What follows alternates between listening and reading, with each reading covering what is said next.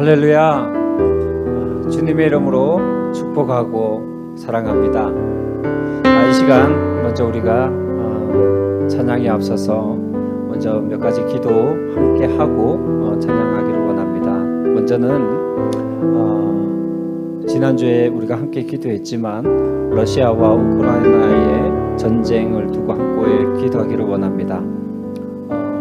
그젠가요? 제가 들으니까 피난민이 한 100만 명의 피난민이 발생하고 민간인 폭격으로 인해서 많은 어린아이들이 또 죽어가는 것들을 보게 됩니다.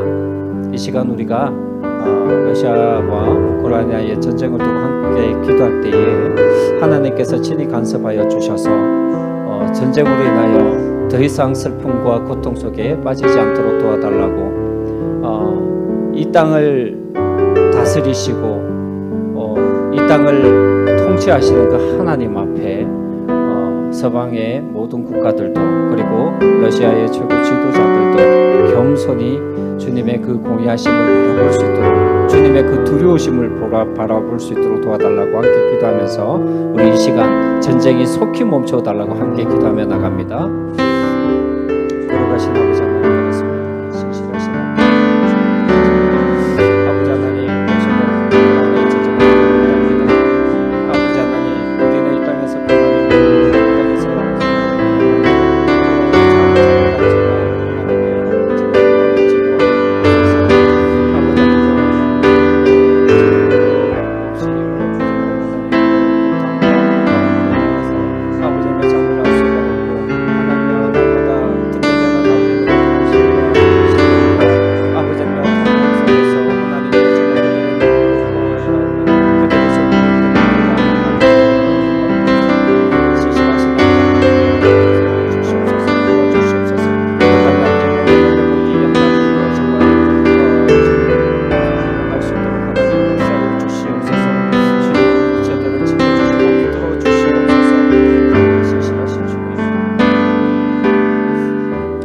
신실하신 주님 감사와 찬양을 드립니다.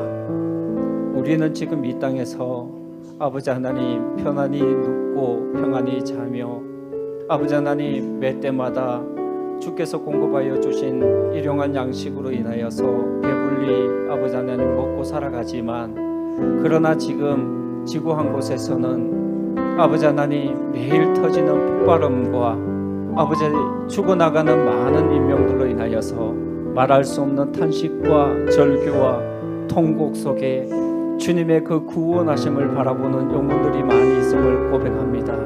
주여 우크라이나 땅을 기억하여 주시옵소서. 저들의 눈물을 보시고 저들의 탄식과 신음을 들어 주시옵소서. 아버지 하나님 이로 인하여서 하나님 또 세계 제3차 세계대전이 발생하지 않을까 하나님 모두가 긴장하며 숨을 죽이고 아버지 하나님 이 사태를 바라보고 있습니다. 주님 역사여 주시옵소서. 강권적인 통치하심으로 말미암아 이 땅의 전쟁이 더 이상 크게 일어나지 않도록 역사여 주옵소서. 아버지여 러시아와 우크라이나의 전쟁이 속히 멈춰지게 허락하여 주시고 푸틴의 아버지 하나님의 그 마음을 주님 겸손히 만드시사 아버지 속히 전쟁을 취하고자 하는 그 모든 욕심과 인간의 야욕이 멈춰지게 도와주시옵소서. 하나님 이 시간에도 주님의 그 십자가의 그 사랑을 기억하며 이 시간도 주 앞에 예배드립니다. 우리의 마음을 받아 주옵소서. 예수님의 이름으로 기도드리옵나이다. 아멘.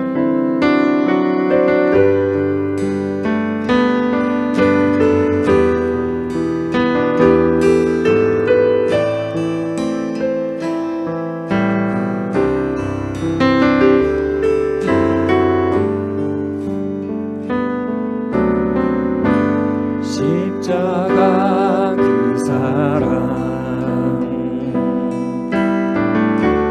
멀리 떠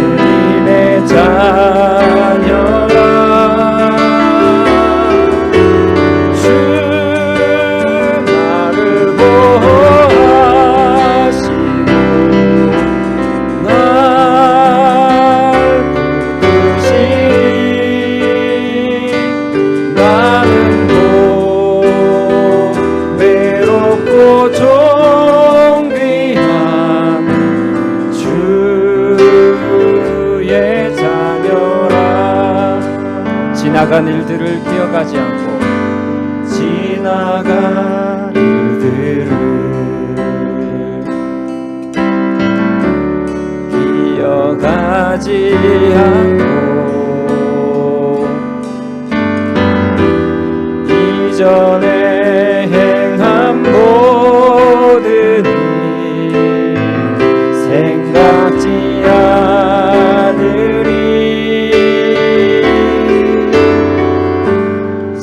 사막의 강물과 길을 내시는 주 내 안에 새 일을 행하신 주만 바라보리라. 주 나를 보호하시고 날 붙드시니 나는 또 외롭고 존귀한 주님의 자녀라. 주 나를 보호하시고 날 붙드시니 나는 또 외롭고 존귀한 주의 자녀라. 할렐루야. 주님의 이름을 찬양합니다. 이 땅 가운데서 우리가 주님을 향한 그 섬김, 주님을 향한 그 순종, 천국에서 해와 같이 빛날 것을 여러분 기억해 보십니까? 이 가사를 생각할 때 우리의 섬김, 우리의 믿음, 주께서 우리 가운데 허락하여 주신 그 모든 것들이 충실하게 이 땅에서 감당할 때, 여러분 세상 사람들은 알아주지 않는다 할지라도 하나님께서 우리를 인정하시고 천국에서 해와 같이 빛날 여러분 주변의 여러분들의 가족, 우리 사랑하는 고명하는 성도들을 생각하면서 우리 축복하는 마음으로, 비록 떨어져 있지만 축복하는 마음으로 우리가 함께 이 찬양을 올려드립니다. 당신의 그 섬김이 천국에서 해같이 빛나리. 당신의 그 겸손이 천국에서 해같이 빛나리. 당신의 그 믿음이 천국에서 해같이 빛나리. 당신의 그 충성이 천국에서 해같이 빛나리. 주님이 기억하시면 조가리. 예수 사랑으로 가득한 모습, 천사도 흠모하는 아름다운 그 모습, 천국에서 해같이 빛나리. 당신의 그 순종이, 당신의 그 순종이 천국에서 해같이 빛나리. 아멘. 당신의 그 사랑이, 당신의 그 사랑이 천국에서 해같이 빛나리. 당신의 그 찬송이, 당신의 그 찬송이 천국에서 해 빛나리. 당신의 그 헌신이, 당신의 그 헌신이 천국에서 해같이 빛나리. 주님이 기억하시면 조가리. 예수님 사랑으로, 예수님 사랑으로 가득한 모습, 천사도 흠모하는 아름다운 그 모습, 천국에서 해같이 빛나리. 주님이 기억하시면 조가리. 불타는 사명으로 가득 찬 모습, 천사도 흠모하는 아름다운 그 모습, 천국에서 해같이 빛나리. 주님이 기억하시는 조가리. 주님이 기억하시면 조가리. 불타는 사명으로, 불타는 사명으로 가득 찬 모습, 천사도 흠모하는 아름다운 그 모습, 천국에서 해같이 빛나리. 최후 승리를 얻기까지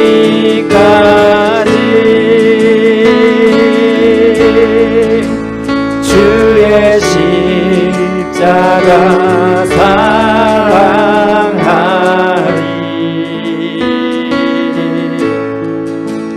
빛나면 유감 받기까지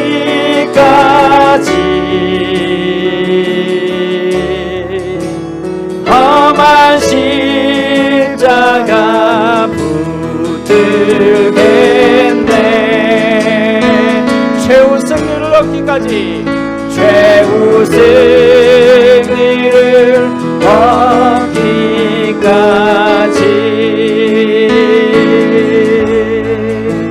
주의 십자가 사랑하리.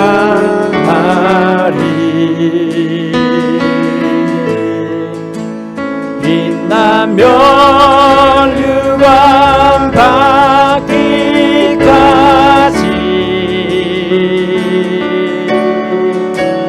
험한 십자가 붙들겠네.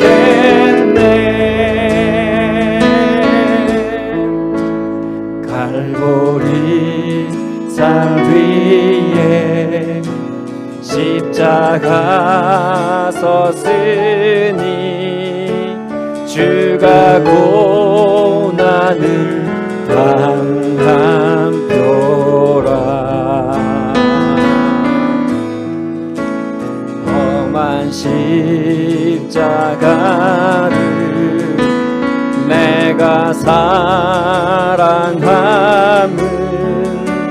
주가 보혈을 흘리라.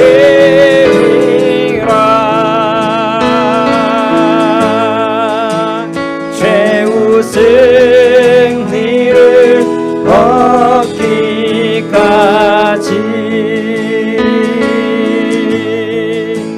주의 십자가 사랑하리.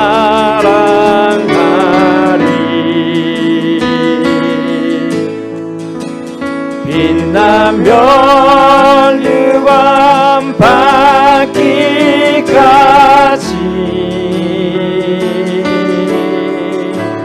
험한 십자가 붙들겠네. 주님 예비하신, 주님 예비하신 나의 본향집에 나를 부르실 그날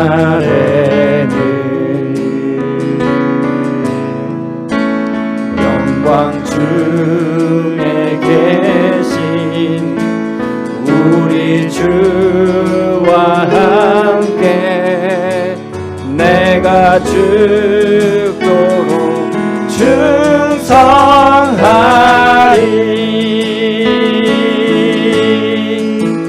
최후 승리를 얻기까지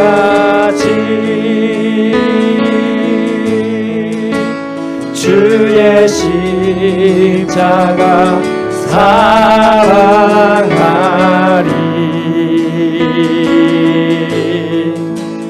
빛난 면류관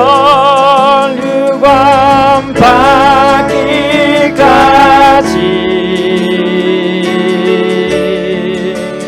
험한 십자가 붙들겠네.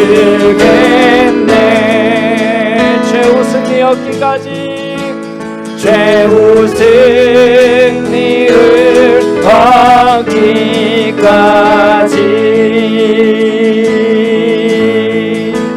주의 십자가 사랑하리.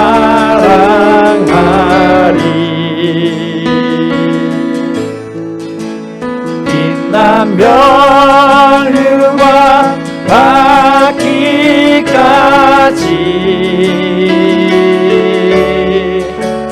험한 십자가 붙들겠네. 우리 이 시간 함께 기도하며 나갑시다. 특별히 다음 주 3월 9일 날 한국에서는 대선 투표가 있습니다. 아버지 하나님, 한국을 긍휼히 여겨 주시옵소서. 서로가 서로를 비방하며 아버지 하나님이여 공격하는 것들이 멈춰지게 허락하여 주시고 하나님의 복음이 선포되어지며 온 세계 가운데 주의 나라를 확장하기 위하여 아버지 하나님, 한국에 정말 주께서 원하시는 지도자가 세워지게 하여 주시고 이제는 갈라지고 분열되어지며 찢어지는 하나님이여 그런 모든 분열과 다툼이 떠나가게 하여 주시고 주님의 평화가 한국 땅에 일어날 수 있도록 하나님이여 주님의 그 공의하신 가운데에 아버지 하나님의 지도자가 잘 세워질 수 있도록 도와달라고 함께 기도하시며, 또한 아버지 하나님, 우리에게는 하나님의 나라가 온 땅 가운데 평안하여지기까지 최후 승리를 얻는 그날까지 주님의 십자가만을 붙들게 허락하여 주시옵소서. 주께서 맡겨주신 사명을 신실함과 성실함으로 감당할 수 있는 아버지 하나님이여 겸손한 마음이 우리 가운데 있도록 도와달라고, 특별히 우리 이 시간 한국을 위하여 또 우리 자신을 위하여 함께 기도하며 나가겠습니다. 주님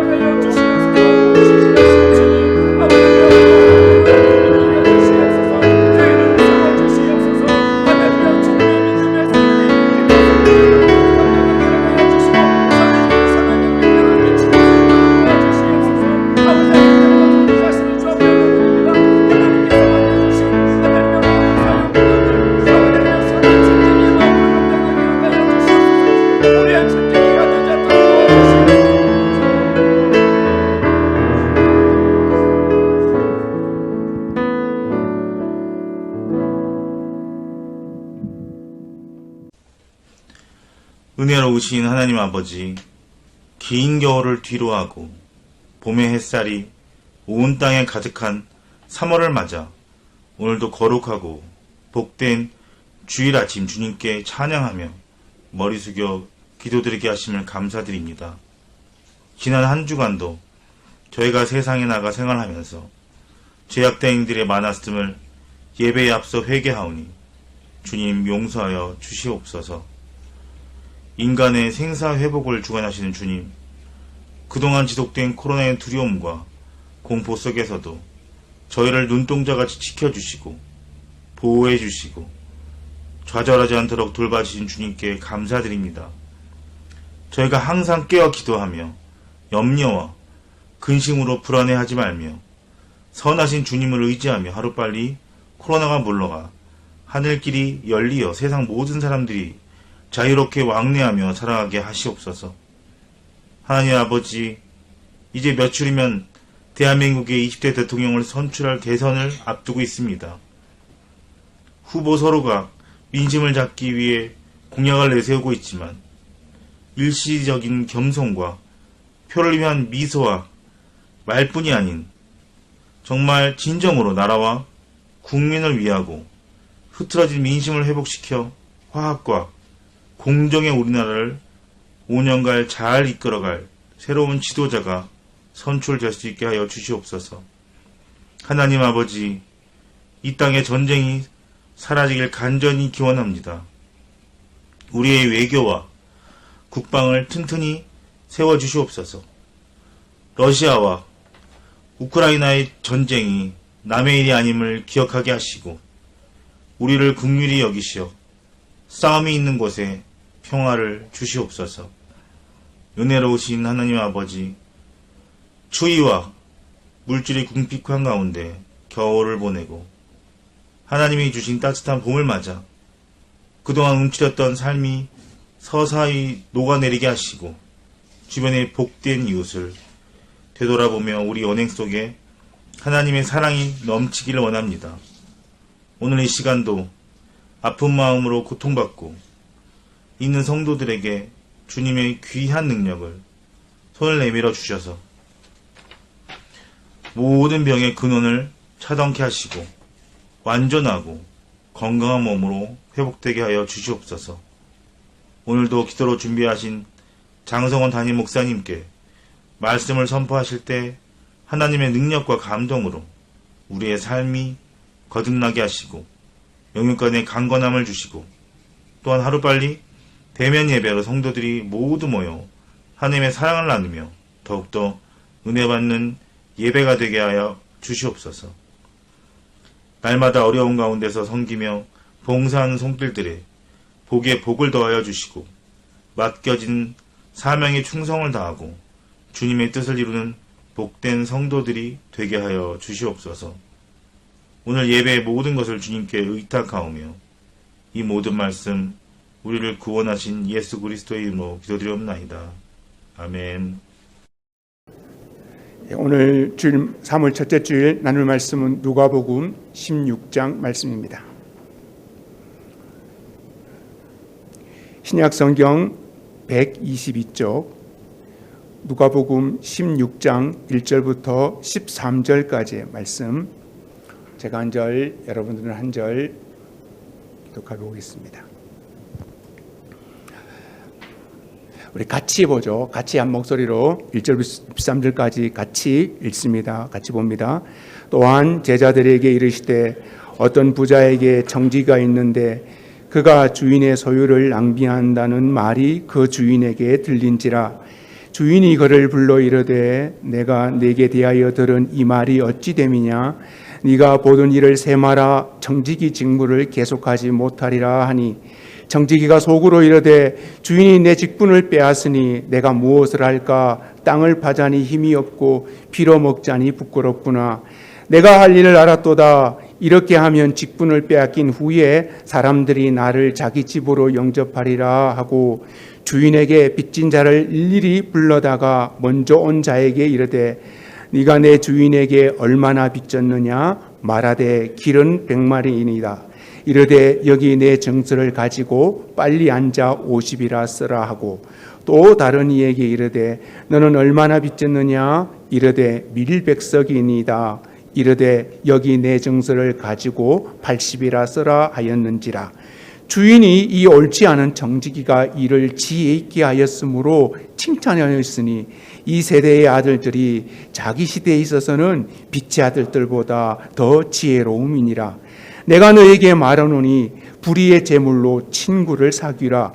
그리하면 그 재물이 없어질 때에 그들이 너희를 영주할 처소로 영접하리라. 지극히 작은 것에 충성된 자는 큰 것에도 충성되고 지극히 작은 것에 불의한 자는 큰 것에도 불의하니라. 너희가 만일 불의한 재물에도 충성하지 아니하면 누가 참된 것으로 너희에게 맡기겠느냐? 너희가 만일 남의 것에 충성하지 아니하면 누가 너희의 것을 너희에게 주겠느냐? 집 하인이 두 주인을 섬길 수 없나니 혹 이를 미워하고 저를 사랑하거나 혹 이를 중히 여기고 저를 경히 여길 것임이니라. 너희는 하나님과 재물을 겸하여 섬길 수 없느니라. 아멘. 한 주간도 주님 안에서 평안하셨습니까? 지난 주일 우리가 함께 우리 안미정에서 함께 대민 예배를 드리고 또 함께 교제를 했을 때 참 너무 좋았습니다. 여러분 모두가 좋아하시는 모습을 보고 참 저도 기뻤습니다. 함께 모이니까 말씀도 더 힘있고 찬양도 더 힘있는 것 같습니다. 또 언제 함께 모일 줄 모르지만 그날을 기대하며 또 함께 기도했으면 좋겠습니다. 사물이 시작되면서 저는 오늘 찬양처럼 이렇게 살았으면 좋겠다 이런 마음이 들었습니다. 최후 승리를 얻기까지 주의 십자가 사랑하리, 마지막 때까지 최후 승리를 얻기까지 주님 십자가를 사랑하는 그렇게 사는 존경하는 두 분의 발인 예배가 이번 주간에 있었습니다. 한 분은 지난 2일에 있었던 이어령 교수님 발인 예배가 있었고요. 또 한 분은 지난 금요일에 있었던 수원 진토리교회 강영기 목사님 발인 예배가 있었습니다. 우리 강영기 목사님은 15년 정도 전에 우리 곤명 한인교회에 오셔서 말씀 집회를 해주시는데요.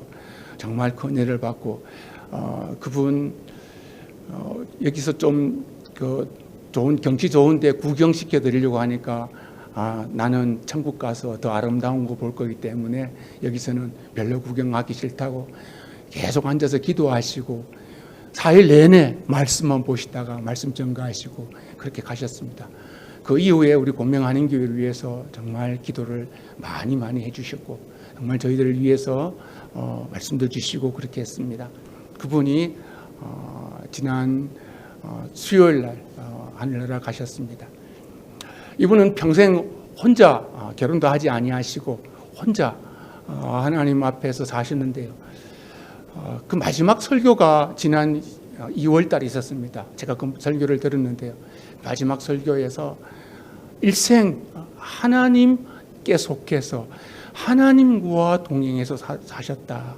여러분도 그렇게 살기를 원한다라고 그렇게 권면해 주셨습니다.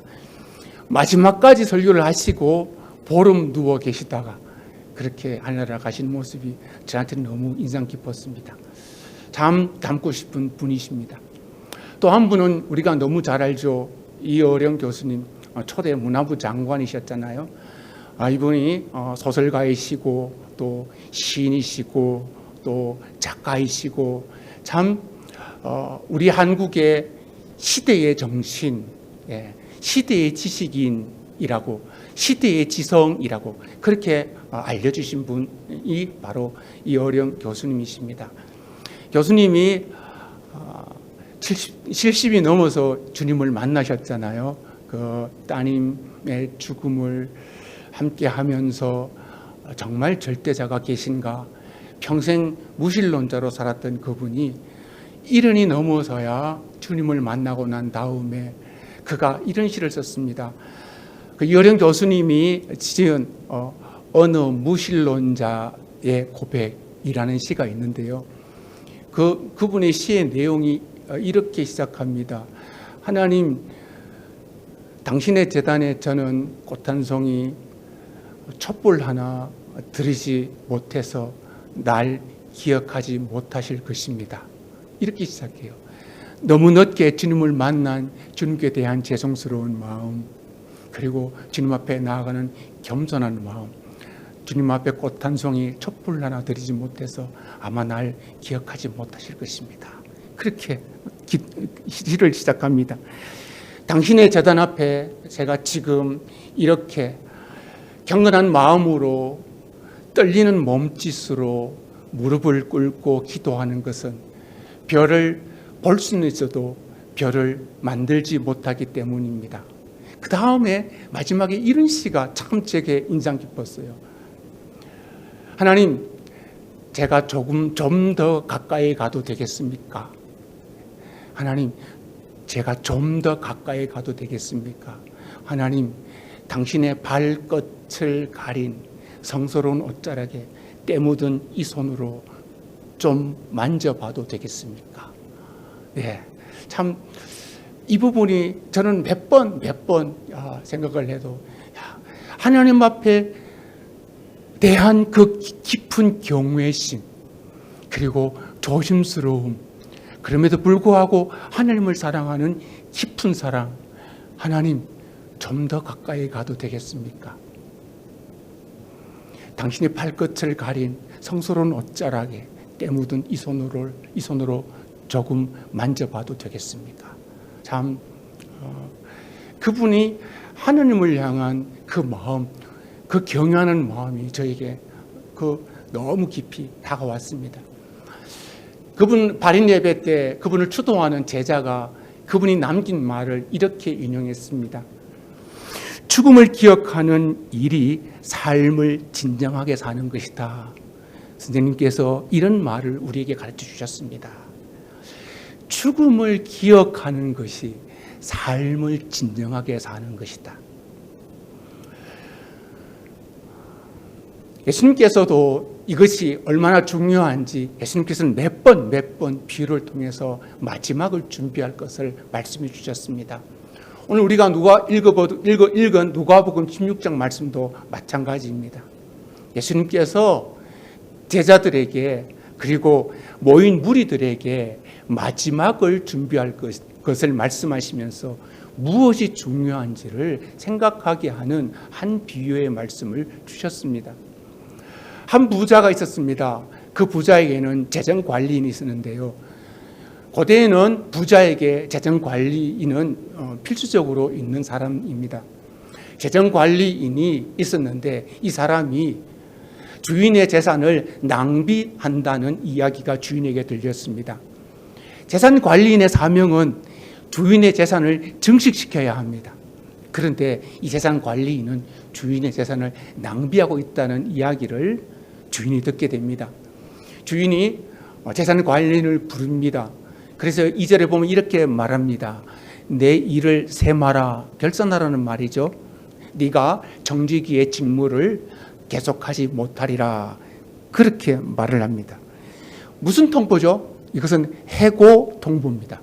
너 끝났다라는 해고 통보였습니다. 이때 재정관리인이 이렇게 속으로 생각합니다. 주인이 내 직분을 빼앗으니 내가 무엇을 할까? 땅을 파자니 힘이 없고 피로 먹자니 부끄럽구나. 옳다. 내가 이렇게 하면 내가 직분을 빼앗겼을 때에 그들이 나를 영접하리라.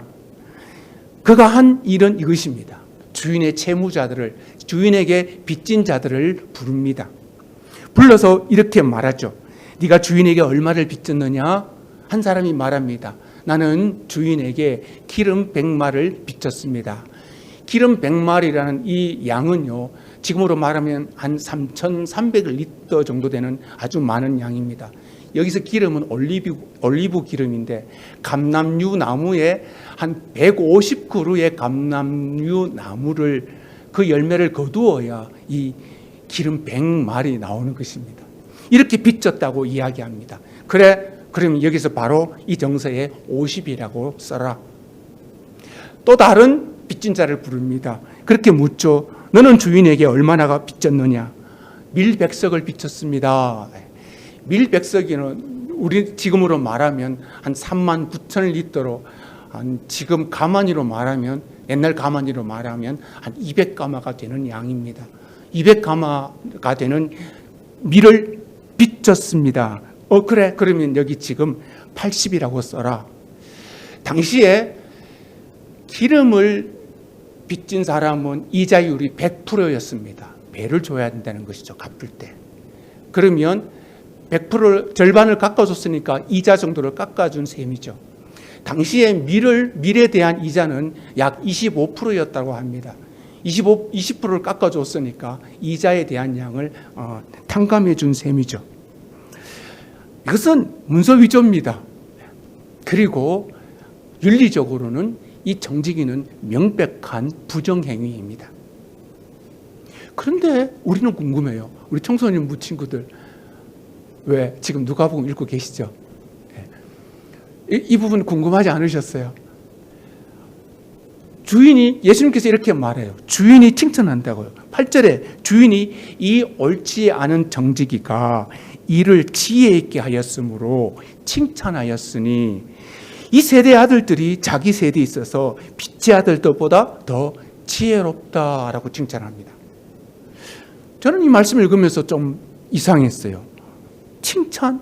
이 사람은 거짓말 했는데 증서를 바꿔치기 했는데 자기 임의대로 주인 대신에 자기가 주인 행세를 하면서 그것을 양을 바꾸었는데 이 사람이 어떻게 칭찬받을 일이지? 저는 읽을 때마다 궁금했어요. 청소년도 지금 누가복음 읽으니까 궁금하실 것 같아서 이 부분을 한번 나누기로 생각했습니다.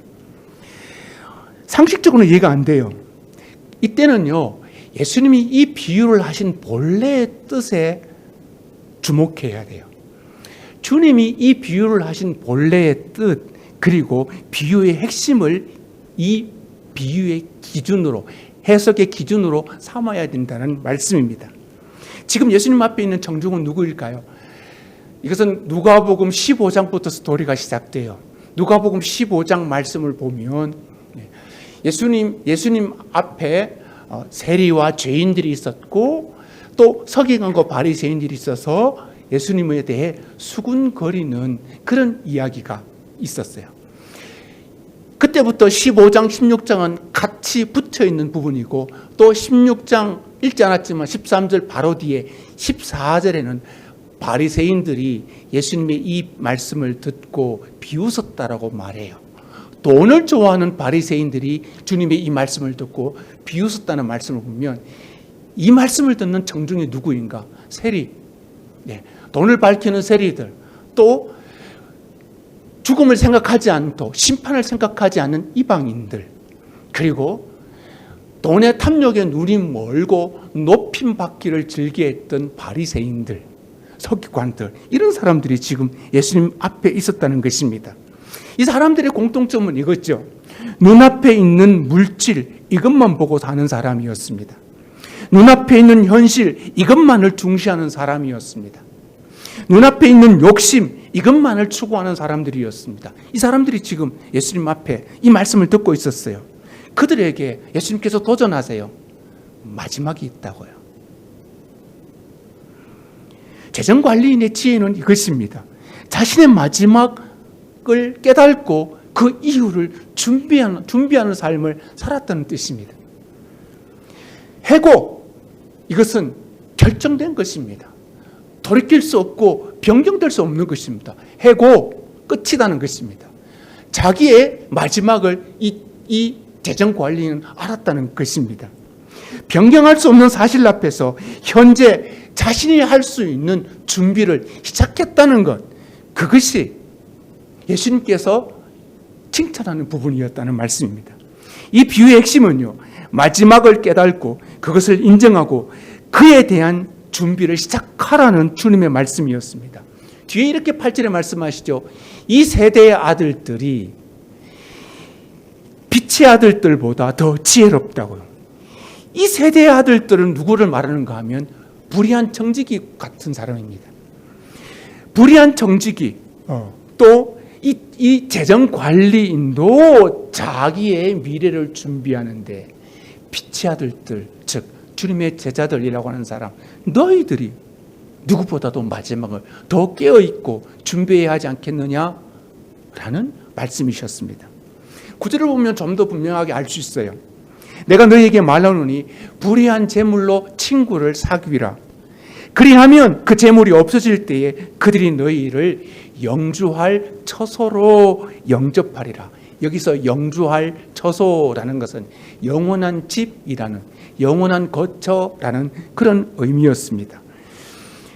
불의한 재물은 어떤 재물이에요? 우리는 보통 그러면 나쁜 짓을 해서 부정한 돈을 모아서 선한데 쓰라는 그런 말씀인가?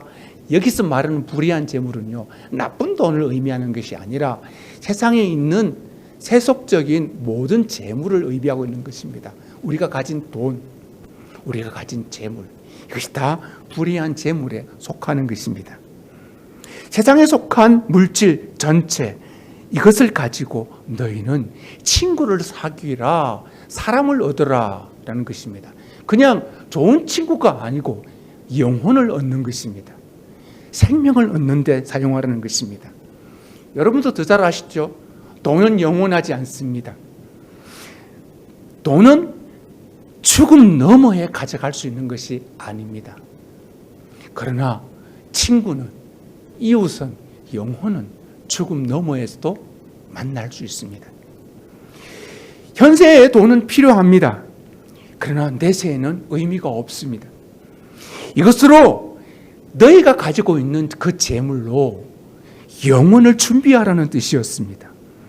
돈은 죽음 너머로 가져가지 못하고 친구는 죽음 너머에서 만날 수 있는 법입니다. 불의한 재물은 이 세상에 속한 재화로 친구와 이웃을 얻어야 하는 이유, 그것이 바로 영원이라는 삶이, 죽음 너머이라는 삶이 있기 때문인 것입니다. 어떤 사람은 이것을 무시합니다. 어떤 사람은 상관없이 돈을 우선시합니다. 물질을 더 중요시합니다. 물질 앞에서 내가 물질을 손해보는 일에 있어서는 매정하게 이웃에게 등을 돌립니다. 참 무섭죠. 돈은 절대로 손해보지 않으려고 하고 어떤 경우에도 희생하지 않으려고 하는 그런 사람들이 이 세상에는 적지 않습니다. 불의한 재물로 친구를 사귀라는 이 뜻은요, 우리에게 맡겨진 물질로 이웃을 얻고 영혼을 얻으라는 말씀, 영혼을 얻는 방편으로 사용하라는 말씀입니다. 재정관리인에게 확정된 사실은 해고였습니다. 우리에게 확정된 사실은 무엇일까요? 죽음입니다. 이미 이것은 우리에게 확정된 사실입니다. 누구도 비켜갈 수 없습니다. 아까 말씀드렸던 이 어린 교수님의 마지막 임종 모습을 중앙일보에서 게재했는데요. 그 아들도 한국종합예술대학 교수님이시더라고요. 이승무 교수님이 그 아버지의 임종 예배를 드리고 마지막 임종하시는 모습을 그가 이렇게 고백했습니다.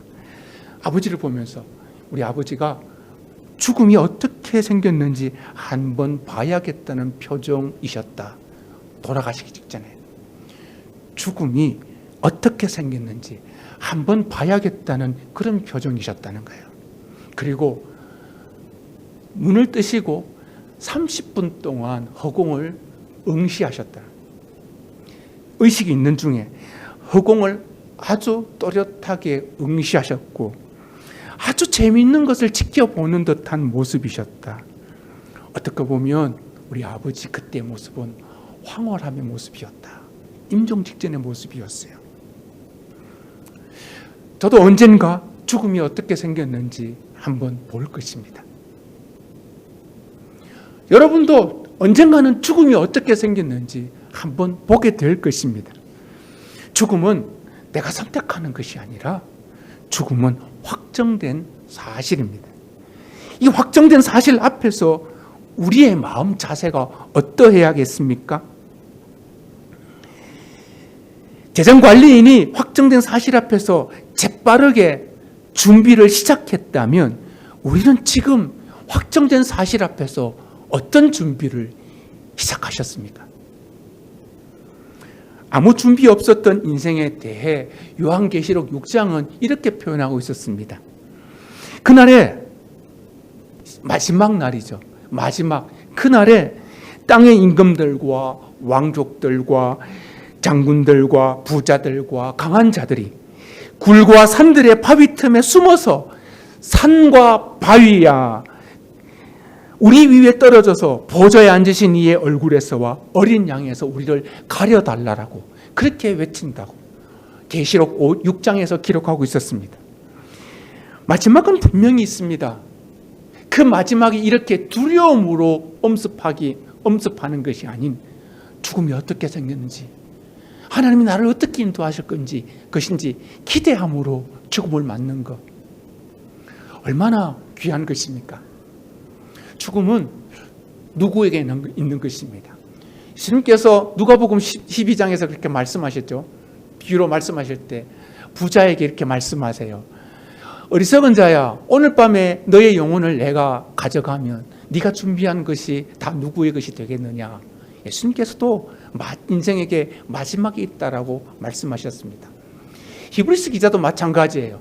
9장에 한 번 죽는 것은 사람에게 정한 것이요 그 이후에는 심판이 있다고요. 바울도 디모데후서 4장에서 말했습니다. 이제 후로는 나를 위해서 의의 면류관이 준비되었다고요. 나는 선한 싸움을 싸우고 달려갈 길을 마치고 믿음을 지켰으니 이제 후로는 나를 위해서 의의 면류관이 준비되어 있다라고 고백합니다. 바울도 마지막을 인정했습니다. 뿐만 아니라 사도 베드로도 베드로후서 3장 말씀에 주의 날이 도둑같이 올 것이다 라고 그렇게 말씀하신 걸 보면 믿음의 선조들은 한결같이 다 마지막을 깨닫고 마지막을 인정했고 마지막을 준비한 사람들이었습니다. 준비를 어떻게 해야 합니까? 예수님께서 오늘 10절에서 이렇게 말씀하세요. 지극히 작은 것에 충성한 자는 큰 것에도 충성되고 지극히 작은 것에 불의한 자는 큰 것에도 불의하다라고 그렇게 말씀하세요. 지극히 작은 것이 뭐죠? 보잘것없어 보이는 일이에요. 작은 실수를 해도 드러나지 않는 일이 지극히 작은 것이에요. 그 지극히 작은 것에 충성하는 것, 이것은 그 지극히 보잘것없는 일이지만 그것을 하나님 앞에서 신실하게 충성되게 행하는 것, 이런 삶을 말하는 것이죠. 그런 작은 일을 하면서도 그의 마음 중심이 하나님 앞에 신실한 삶을 의미하는 것입니다. 어떻게 해요? 이것이 가능할까요? 어떻게? 마지막을 아는 사람만 가능해요. 마지막이 있다는 것을 아는 사람만 이런 삶이 가능해요. 지극히 작은 것에 충성할 수 있어요. 한번 생각해 보세요. 우리 오늘도 하루 여러분 여러 가지 일이 있었어요. 여러 가지 말을 했어요. 여러 사람을 만났어요. 하루 동안 얼마나 많은 사람을 만나고 얼마나 많은 말을 하고 얼마나 많은 선택을 하면서 얼마나 많은 일을 우리가 해나갑니까? 그 모든 일의 연속에 작고 보잘것없는 일이 있어요. 그 일에서 작은 일에 충성하는 사람이 큰 일에도 신실할 수 있다는 것이 주님의 말씀이에요. 마지막이 있는 사람만, 마지막이 있다는 것을 아는 사람만 이것이 가능하죠. 지난주 사무엘하 22장 말씀 우리가 함께 나누었잖아요. 다윗은 볼품없는 이름 없는 목동이었어요. 그는 들판에 양똥 냄새 속에서 잤고 양과 함께 머물렀으며 들판에서 그냥 굴러다니는 그냥 목동이었어요. 그는 보잘것없는 삶이었지만 그는 사자와 곰과 싸울 때 주의 이름으로 싸웠어요. 하나님 앞에 신실함으로 그 작은 일에도 하나님 앞에 신실한 삶의 연속이 그가 통일스랄 왕국 그 큰 일을 감당할 수 있었던 것입니다. 말씀이 그랬잖아요. 주께서 내 공의를 따라 상 주시며 내 손의 깨끗함을 따라 갚으셨다고요. 자비한 자에게는 주의 자비하심을 나타내신다고. 다윗의 경험이었어요. 깨끗한 자에게는 주의 깨끗하심을 나타내신다고요. 다윗의 경험이었어요. 완전한 자에게는 주의 완전하심을 보이신다고요. 작은 일에 신실했던 그 삶이 사무엘하 22장의 노래를 그가 할 수 있었다는 거예요. 오늘 우리의 삶이 우리도 작은 일의 연속이 매 순간입니다. 이 일에서 하나님 앞에 그 내 삶의 자세가 신실할 때 그것이 하나님 앞에 큰 일을 감당하는 발판이라는 말씀입니다. 어떻게 이것이 가능할까요? 이것은요, 마지막이 있다는 것을, 그리고 마지막을 준비하는 삶이 그 사람에게 이런 삶이 가능하다는 뜻입니다. 11절에 이를 말씀하죠. 그래서 이렇게 말씀하십니다. 너희가 불의한 재물에도 충성하지 아니하면 누가 참된 것으로 너희에게 맡기겠느냐. 여기서 불의한 재물은요, 나쁜 짓 해서 모은 돈이 아니에요. 이것은 맡겨진 세상의 재물을 말하는 거예요. 맡겨진 세상의 재물, 너에게 맡겨진 세상의 재물, 거기에 정직하지 않고 거기에 하나님 앞에서 충성하지 않으면 누가 참된 것으로, 여기서 말하는 참된 것은요, 영원한 하늘의 재물을 말하는 거예요. 누가 참된 것, 영원한 하늘의 재물을 너에게 맡기겠느냐. 12절에 너희가 만일 남의 것에 충성하지 아니하면 다른 사람의 재물, 그것을 내 것처럼 소중하게 여기지 아니한다면 누가 너희 것을, 너희가 차지할 그 몫을 너희에게 주겠느냐? 집 하인이 두 주인을 섬길 수 없듯이 너희는 하나님과 재물을 겸하여 섬길 수 없느니라. 우리는 하나님을 섬긴다는 말은요, 잘 이해해요. 하나님을 섬기는 삶이 어떤 삶인지 우리는 너무 잘 알아요. 그런데 재물을 섬긴다는 부분에 대해, 돈을 섬긴다는 부분에 대해서는 우리가 이해하기 좀 힘들어요. 누구한테 물어보세요. 당신 돈을 섬기는 사람이죠? 재물을 섬기는 사람이죠? 라고 물으면 아니요, 나 그거 안 섬겨요 라고 말할 텐데요, 재물을 섬긴다는 의미를 이해하기 위해서는요, 내 삶 속에서 돈이 차지하는 영향력이 얼마인가, 어느 정도인가를 생각하면 내가 재물을 섬기느냐 섬기지 않느냐를 가늠할 수 있습니다. 재물 때문에, 돈 때문에 마땅히 해야 할 사명을 포기한다면, 마땅히 해야 할 일을 버린다면 그 사람이 바로 재물을 섬기는 사람입니다. 어떤 일이에요? 마땅히 해야 할 일은요, 신앙생활이죠.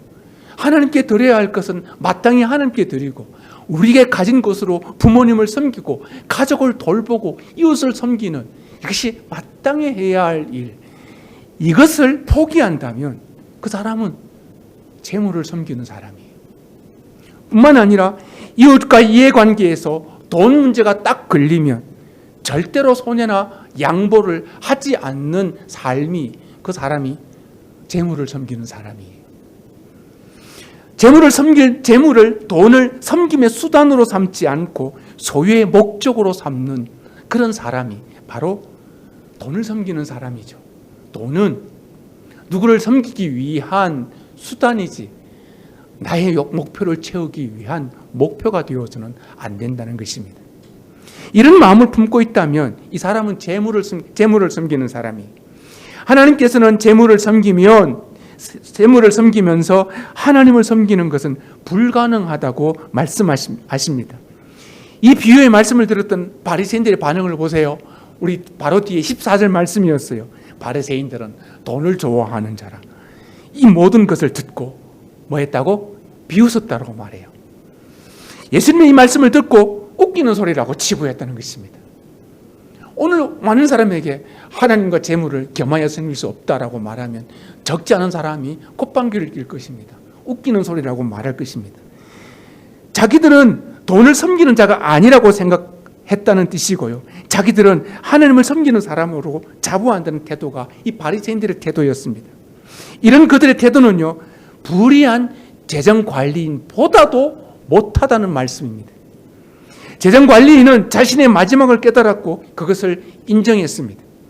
그리고 자신의 마지막 그 이유를 재빨리 준비했습니다.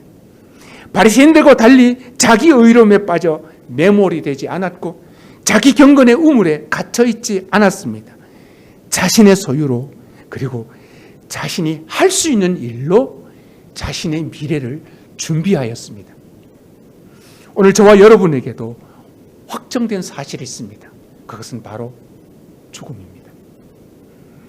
죽음이라는 황홀한 순간, 그것은 오늘 우리에게 모두가 결정되어 있습니다.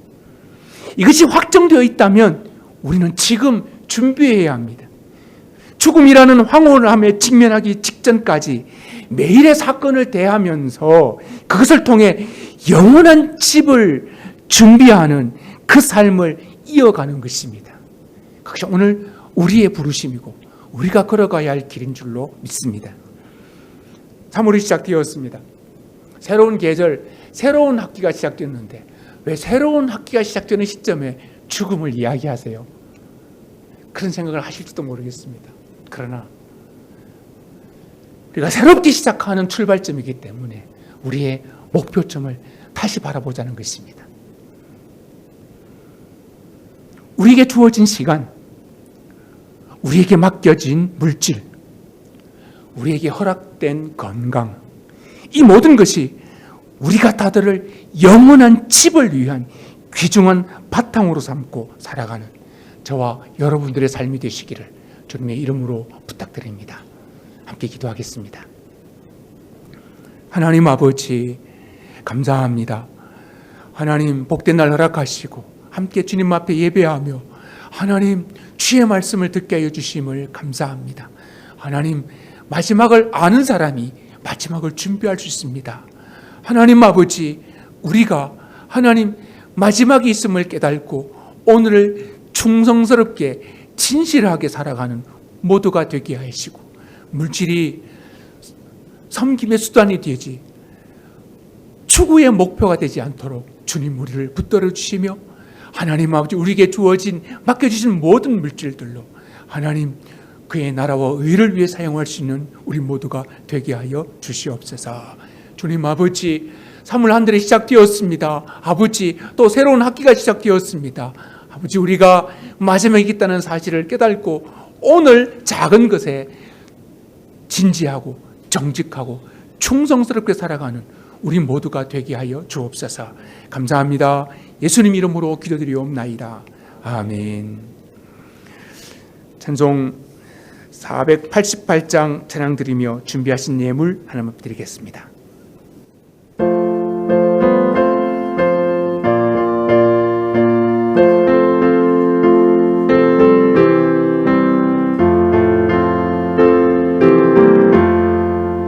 이 몸의 소망 무언가 우리 주 예수뿐일세. 우리 주 예수 밖에는 이들이 아주 없구나. 주 나의 반석이시니 그 위에 내가 서리라. 그 위에 내가 서리라.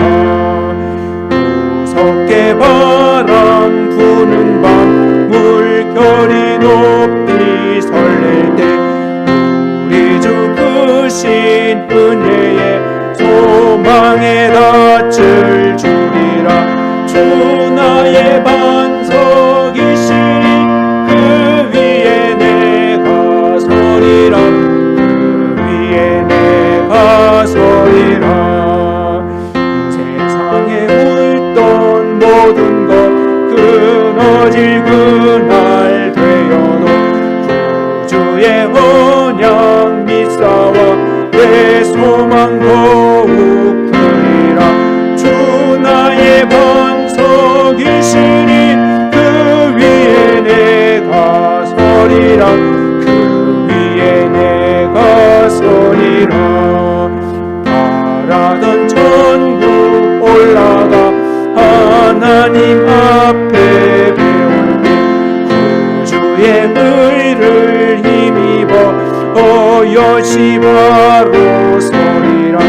주 나의 반석이시니 그 위에 내가 서리라. 그 위에 내가 서리라. 기도하겠습니다. 하나님 감사합니다. 하나님 3월 한 달, 새로운 한 달을 주님께서 열어주셨습니다. 하나님 이 한 달도 온전히 주님 안에서 주님께 속해서 살아가기를 원합니다. 하나님 지극히 작은 것에 충성된 사람으로 살아가게 하여 주시고 하나님 주님의 뜻을 이루는 매 걸음걸음 되게 하여 주옵소서. 오늘도 이 시간 하나님 주님 은혜에 감사하며 주님 손길에 감격하여 11조와 감사 예물과 주일 예물과 또 작정 예물을 마땅히 드려야 할 예물들을 주님 앞에 드립니다. 하나님 우리의 삶이 주님께 속하여 싸우니 또 한 주간의 삶도 주님의 손에 붙들려 살아가게 하여 주옵소서. 교회를 붙드시고 우리 기업과 또 사역지와 또 우리 자녀들을 붙들어 주신 것 감사합니다. 아버지, 주님께서 붙들지 아니하시면 아버지 한 주간도 살 수 없습니다. 주님께서 우리 삶을 붙들고 인도하여 주옵소서. 영광 돌립니다. 감사합고 예수님 이름으로 기도드리옵나이다. 아멘. 이제는 우리의 심판을 십자가로 대신 담당하신 주 예수 그리스도의 은혜와 우리의 심판을 독생자 그리스도에게 치우신 하나님의 그 크신 사랑하심과 우리의 마지막을 깨닫게 하시고 그 뜻대로 살도록 인도하시는 성령님의 역사 위로하심이 우리 삶의 마지막을 인정하고 지극히 작은 일에도 충성하기로 결단하는 주의 모든 자녀들 위해 이제부터 영원토록 항상 함께 있을지어다. 아멘.